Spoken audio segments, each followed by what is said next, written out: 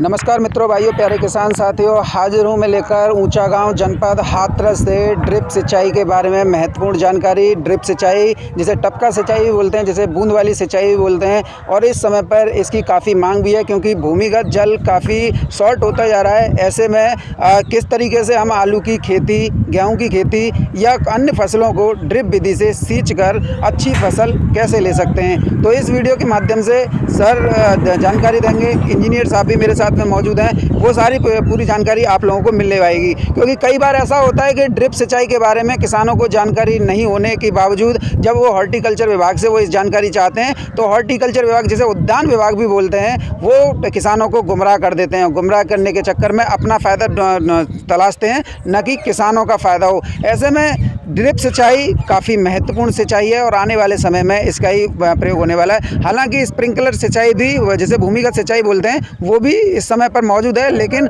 उसमें पानी की वेस्टेज अधिक होती है और ड्रिप सिंचाई जो है उसकी वेस्टेज काफ़ी कम होती है। तो अगर उसकी बात की जाए ड्रिप सिंचाई की, तो ड्रिप सिंचाई में पंप और motor, filter unit, fertiliser unit, मुख्य पाइपलाइन, उप मुख्य पाइपलाइन, लेटरल पाइप और टिपर्स का ही प्रयोग यहाँ पर किसानों द्वारा किया गया है। और इस फसल को जब ये तैयार कर रहे हैं तो इसमें कितना महत्वपूर्ण सिंचाई में व्यवस्था का योगदान रहता है, तो मैं सबसे पहले जिनके खेत में मौजूद हूँ, प्रतिभाशाली किसान हैं जनपद हाथरस के ठाकुर केंद्र प्रताप सिंह, और इनके खेत में मैं यहाँ पर मौजूद हूँ। ड्रिप सिंचाई उत्तर प्रदेश में पहली बार इन्हीं के द्वारा लगाई गई है, जो कि गुजरात से ही है, देख कर आए थे, काफ़ी प्रयोग किए और अब इसे प्रैक्टिकल के तौर पर यहाँ पर देख रहे हैं। क्योंकि गुजरात में तो अमूमन हर किसान ड्रिप सिंचाई से ही पद्धति करता है, सिंचाई करता है और उसी से अच्छी पैदावार लेता है, और वही आलू जो है विदेशों को निर्यात भी होता है, चाहे वो कैसा भी आलू हो सकता है। कल आपने वीडियो में जाना था इन्हीं के खेत से चिप्स की विभिन्न वैरायटियों के बारे में। हालांकि लगातार हम इनके खेत से आकर आपको चिप्स के जितना भी वैरायटी लगाई है उनका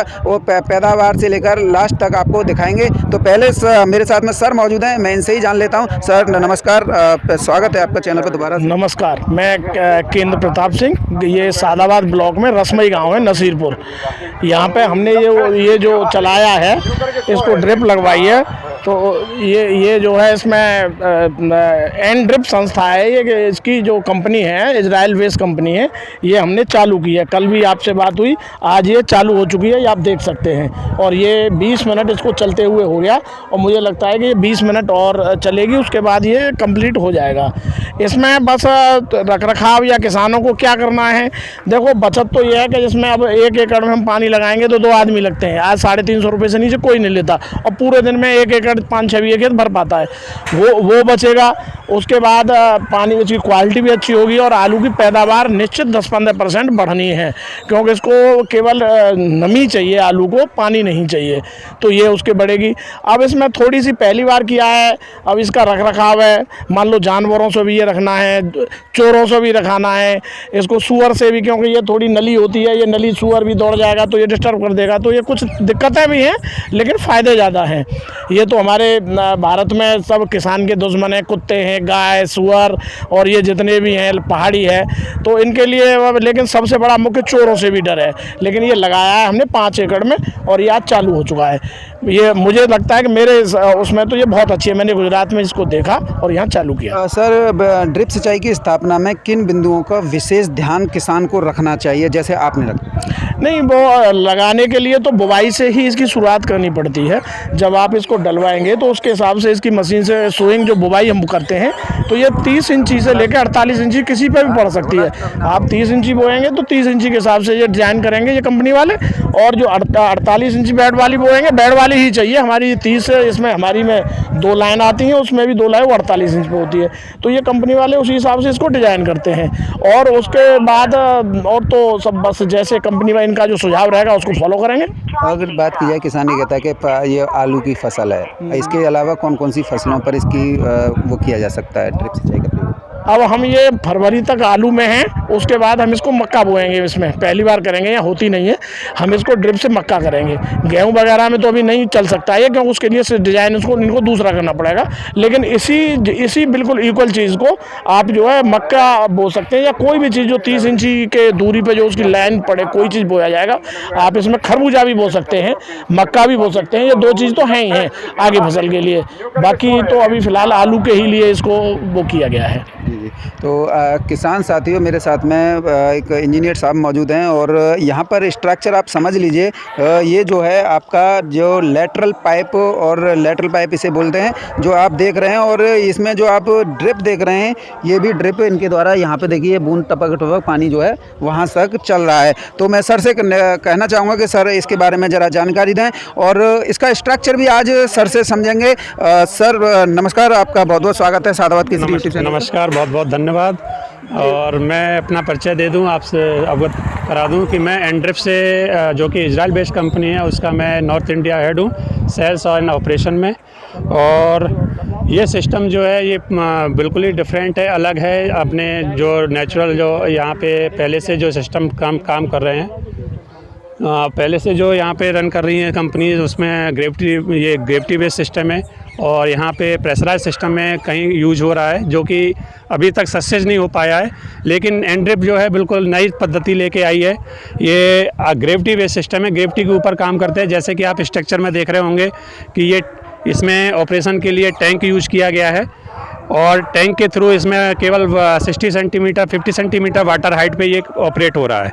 तो ये सिस्टम आप पूरी तरह से, जिस तरह से आप कवर कर पा रहे हैं, देख पा रहे हैं, तो ये सिस्टम आप समझेंगे कि ये ड्रिप सिस्टम है, जो कि पौधे की जड़ में सीधा पानी पहुंच रहा है। और आपको अगर वाटर सॉल्वर फर्टिलाइज़र भी अगर इसमें पौधे की जड़ में पहुंचाने हैं, तो इस सिस्टम के थ्रू ही वो फर्टिगेशन भी आपका हो सकता है। सर मैं आपसे एक किसान जो है इस ड्रिप पद्धति के बारे में कई क्वेश्चंस हैं, उनका आप वो दे दीजिए। जैसे कि ड्रिप सिस्टम को किस तरीके से डिज़ाइन किया जाता है? ड्रिप सिस्टम को डिज़ाइन करने से पहले आपको वाटर सोर्स क्या है वो मस्ट कंपलसरी है कि आपका वाटर सोर्स क्या है, आपका सॉइल टेक्सचर कैसा है, आपका वहाँ पे किस स्पेसिंग पे आप जाने वाले हो, जो फसल है उसके स्पेसिंग पे लाइंस रो टू रो रखने वाले हो, प्लांट टू प्लांट क्या आपका रहने वाला है, उसके ऊपर स्ट्रक्चर डिज़ाइन होता है।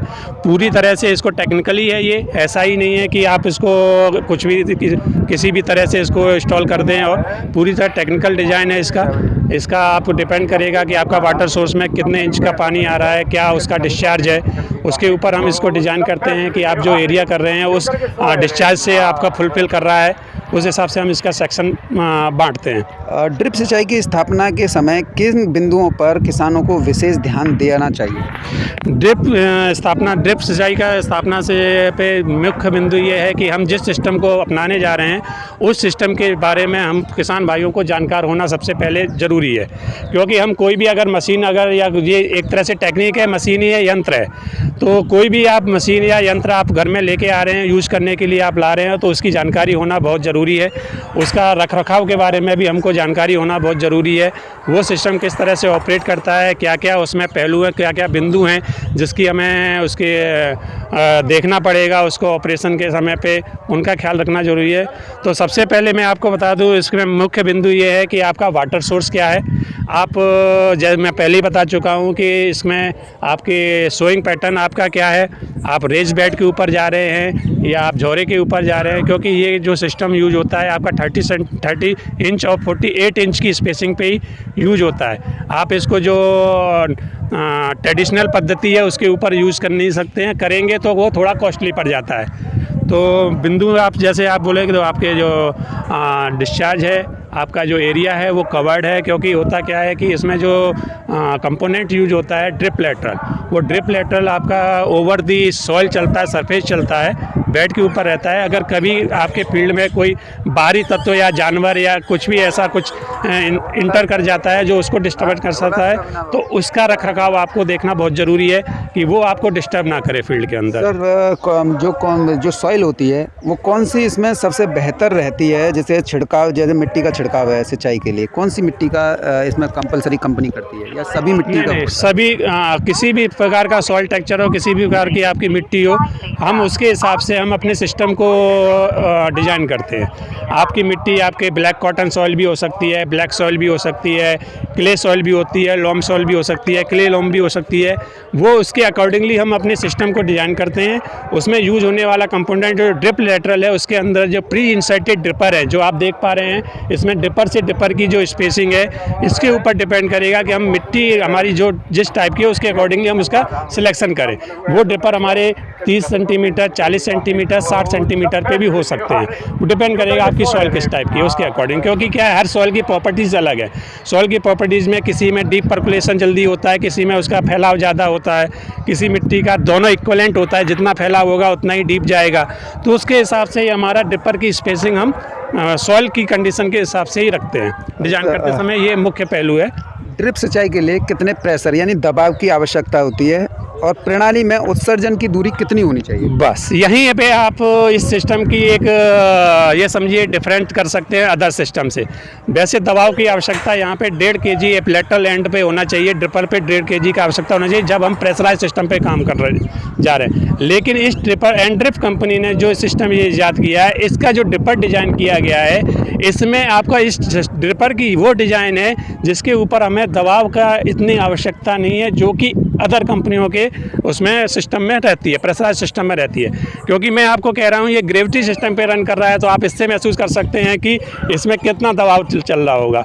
आप देखेंगे कि वाटर टैंक में केवल 60 सेंटीमीटर हाइट पे पानी है, 50 to 60 सेंटीमीटर हाइट पे पानी आ रहा है, और इसी से ये सिस्टम आप देख पा रहे हैं कि 2 एकड़ का एरिया आपका ऑपरेट हो रहा है, जबकि इसका 50% पानी अभी ये आगे हमारे जो फार्मर हैं वो यूज़ कर रहे हैं। इट मीन्स ये है कि अगर हम इसका पूरा पानी वाटर सोर्स का यूज़ करें तो हम कम से कम इसमें 5 से 6 एकड़ एक बार में ऑपरेट कर सकते हैं। जो इनका पानी 3 इंच का पानी है अभी, और देखिए अगर 4 इंच का पानी अगर मिल जाए, 5 इंच का पानी मिल जाए, तो मैक्सिमम हम आपको इसको आप ये समझिए 10 एकड़ एरिया एक साथ में ऑपरेट कर सकते हैं, 15 एकड़ एरिया एक साथ में ऑपरेट कर सकते हैं। एंड ड्रिप कंपनी जो है वर्ल्ड वाइज काम कर रही है, और इसके जो प्रोजेक्ट हैं आपके 200, 300, 400, 500 एकड़ तक वन प्लेस पे स्थापित है।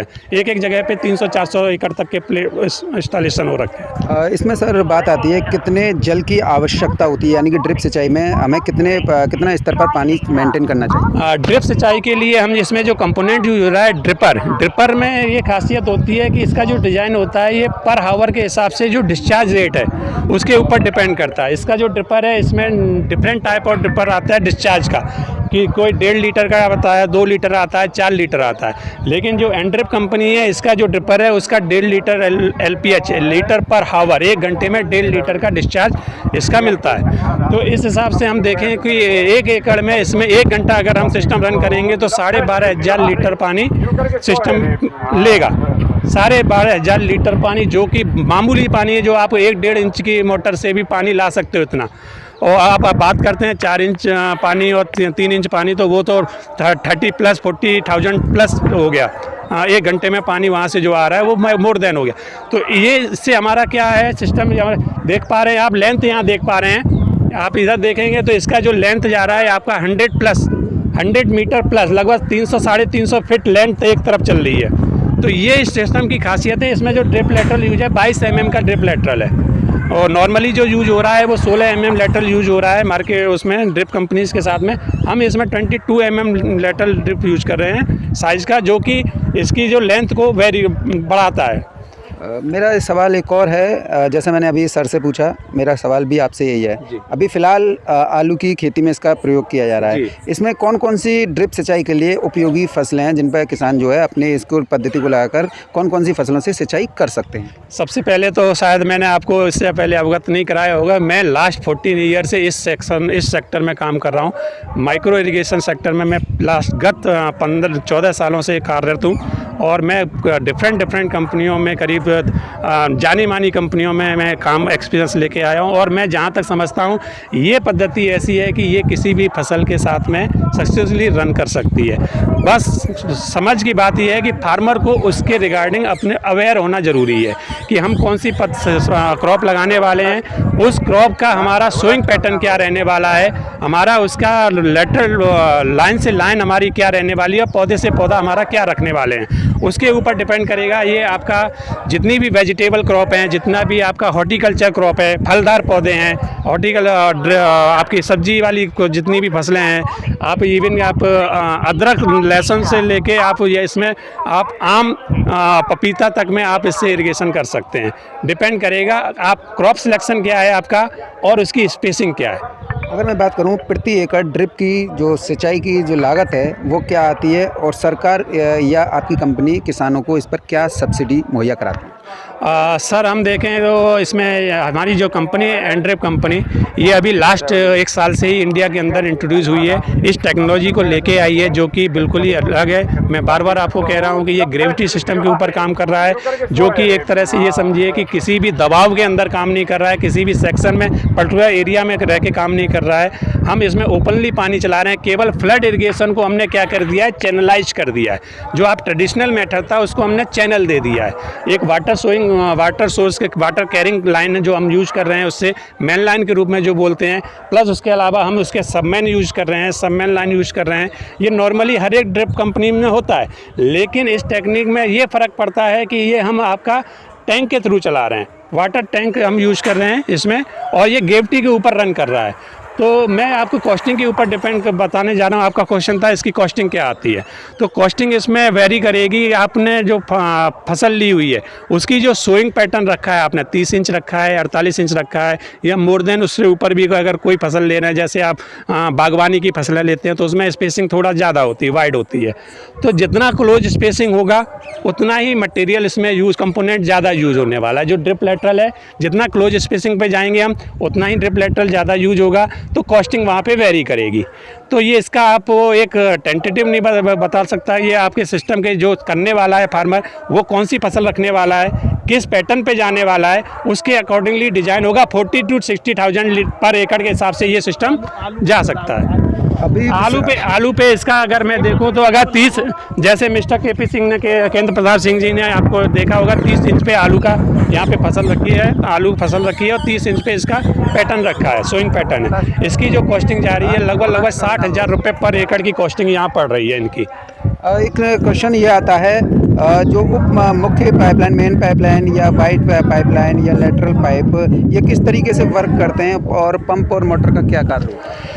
सर ये कीजिए, मैंने आपको ये कहा था कि ये टोटली डिज़ाइन किया जाता है, टेक्निकली डिज़ाइन है। इसमें ख्याल सबसे पहले रखना पड़ता है कि हमारा जो वाटर सोर्स है वो कितने हार्स पावर की पंप वहाँ यूज़ कर रहे हैं, कितना हमें डिस्चार्ज इसका पर आवर में वो पंप हमें दे रही है।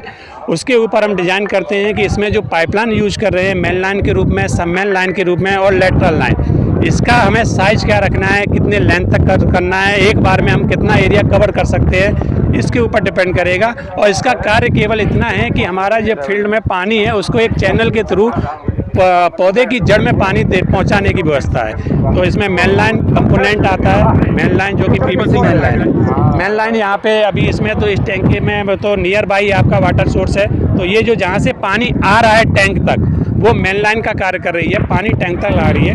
और टैंक के बाद आप देख पा रहे हैं तो ये यहाँ पे कनेक्ट हो रहा है, इसको हम बोलेंगे सब मेन लाइन, जिससे कि हमारे ट्रिपल लेटरल कनेक्ट हो रहे हैं।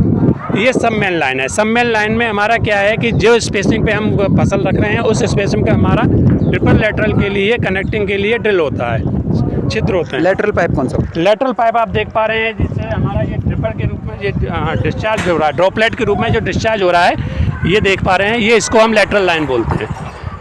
ये ड्रिप लेटरल लाइन है। ये ड्रिपर्स क्या होते हैं? ये ड्रिपर जिससे हमारा यहाँ ड्रॉपलेट के रूप में पानी बाहर आता है, ये ड्रिपर है जिससे कि हमारा, ये मैं आपको बता पा रहा था कि 1.5 LPH का पर आवर के हिसाब से इसका डिस्चार्ज है एक ड्रिपर का।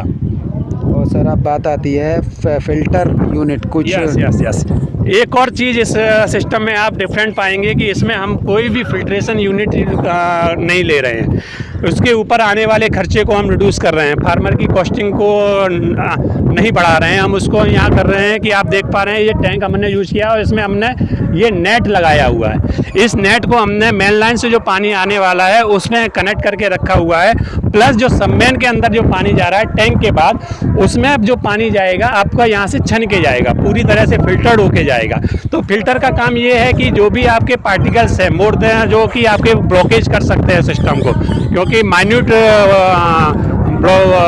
होल्स होते हैं आपके जो कि किसी भी कड़ से रुक सकता है, तो उसको यहाँ पे वो सिस्टम नेट जो है ये रोक दे रहा है, ये फिल्टर कर दे रहा है। यहाँ से जो भी पानी आपका सिस्टम के अंदर जा रहा है वो पूरी तरह से छन के जा रहा है, साफ होके जा रहा है। अब सर बात एक और आती है, इस पद्धति को जानने के बाद में किसान के मन में एक जिज्ञासा है कि हम इसमें फर्टिलाइज़र किस तरीके से ड्रिप पूरे खेतों में पाइप बिछे हुए हैं, अब हम इसमें कैसे फर्टिलाइज़र यानी कि जो फर्स्ट स्प्रे करते हैं, सेकंड स्प्रे करते हैं या यूरिया का छिड़काव करते हैं, वो किस तरीके से हम कर सकते हैं। ऐसे जब ये पाइप बिछे हुए हैं तो ऐसे में नुकसान की संभावना बलवती हो जाती है, तो किस तरीके से हम फर्टिलाइज़र का प्रयोग इस पद्धति में कर सकते हैं। इस पद्धति में हम सिस्टमेटिक जो भी फर्टिलाइज़र यूज करते हैं जो कि जड़ में लगता है, उस सिस्टम उसको हम बड़ी ईजिली बहुत ही आसान तरीके से इस टैंक के थ्रू हम उसको पौधे की जड़ तक पहुंचा सकते हैं। जितनी भी हमारी फर्टिलाइज़र है जो पौधे की जड़ में लग रहा है उसको हम सिस्टमेटिक फर्टिगेशन बोलते हैं, सिस्टमेटिक फर्टिलाइज़र बोलते हैं। अभी क्या हो रहा है कि जितने भी आपके फर्टिलाइज़र हैं सब वाटर सोल्युबल फॉर्म में आ रहे हैं, घुलनशील आ रहे हैं। घुलनशील जितने भी फर्टिलाइज़र आप ला रहे हो, आप बोरॉन हो गया, कैल्शियम हो गया, नाइट्रोजन हो गया, नाइट्रेट हो गया, माइक्रोन्यूट्रिएंट्स जितने भी आ रहे हैं सारे आपके वाटर सोल्युबल फॉर्म में आ रहे हैं। इवन यूरिया, डीएपी तक इसमें आप यूरिया, आप इसमें एनपीके वगैरह जो आता है आपका नाइट्रोजन, फास्फोरस, पोटास, इसका जो कॉम्बिनेशन रहता है समय समय पर जिस फेज वाइज आप उसको आप रिकमेंड करते हैं फसल के अकॉर्डिंगली, वो आप यहाँ पे पर एकड़ के हिसाब से उतनी डोजेस को लाके इस टैंक के बीच में आप यहाँ पे उसको डाल सकते हैं और यहाँ से वो सब पानी के साथ पौधे की जड़ में वो घुल के पहुँच जाएगा। अंतिम सवाल है सर, क्या इसमें किसान पूछता है कि हमने पूरा स्ट्रक्चर समझ लिया, इसकी कोई साइड इफ़ेक्ट या हानि? नहीं, मैं जहाँ तक समझ सकता हूँ कि इस सिस्टम की कोई भी साइड इफ़ेक्ट नहीं है, कोई भी इसका नेगेटिव पॉइंट नहीं है। बस समझने की बात है कि हम सिस्टम को हम कितना समझ पाए हैं, कितना इसको जानते हैं। और इसके मैंने पहले ही आपको बोला था, कोई भी तंत्र या यंत्र हम घर के अंदर ला रहे हैं तो उसके बारे में जानकारी और उसका रखरखाव में समझना पहले ज़रूरी है। आप किसी भी सिस्टम को लीजिए, आप उसका रखरखाव नहीं जानेंगे तो हम सिस्टम को सक्सेसफुली रन नहीं करा पाएंगे।